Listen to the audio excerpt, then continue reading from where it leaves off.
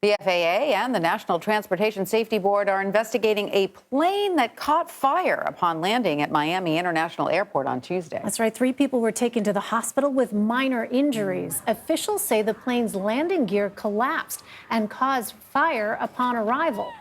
Passengers evacuated down a slide. 126 people were on board the Red Air flight from the Dominican Republic. One passenger described his experience as the plane touched down. When I felt the airplane was running out of the runway, I said, like, this could be my last time.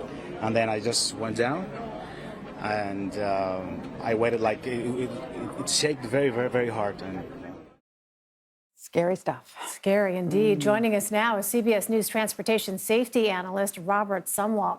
Robert, thanks very much for being with us. I mean, obviously this investigation is ongoing, but based on what we do know at this point about what went wrong with the landing gear, what can you tell us is your sort of assessment based on, obviously we don't have all of the investigation in yet, but what would cause such a fire?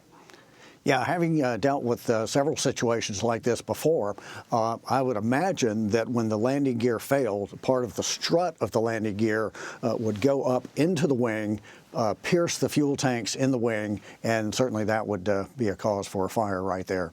And so can you tell us now how the aviation investigation will unfold? How do these sorts of investigations work? What exactly can we expect to learn? Yeah, I was with the NTSB for 15 years, and the NTSB has sent a team of 8 investigators to Miami to begin their investigation.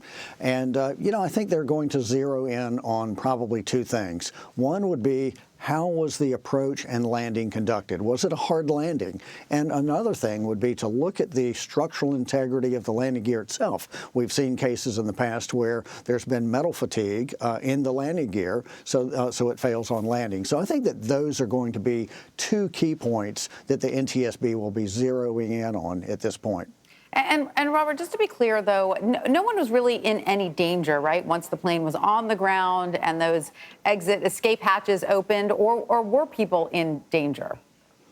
Well, I think that any time you have fire on an airplane and people inside that airplane, there's the potential for significant danger. I think the main thing is that people need to pay attention to their pre-flight emergency briefing, pick up the card, understand how to get out of the airplane if you have to, and if you do have to get out, leave your luggage behind. I was going to say, I noticed from the video, Did you see some of the video that passengers took? People were taking their suitcases down those slides. They're not supposed to do that, right, Robert? Yeah, and we see that a lot, and that's something that we need to break the habit of that, because that impedes the egress for people who really need to get out. You look at the pictures right now, the airplane is on fire. Oh my God. That's worth reminding people, right? Really a very sobering reminder to pay attention to those safety briefings and where those exit points are. And getting out is of the essence, right? As quickly as possible. Leave the luggage. That's right, leave your luggage. Robert Sumwalt, thank you so much for joining us. Thanks for having me.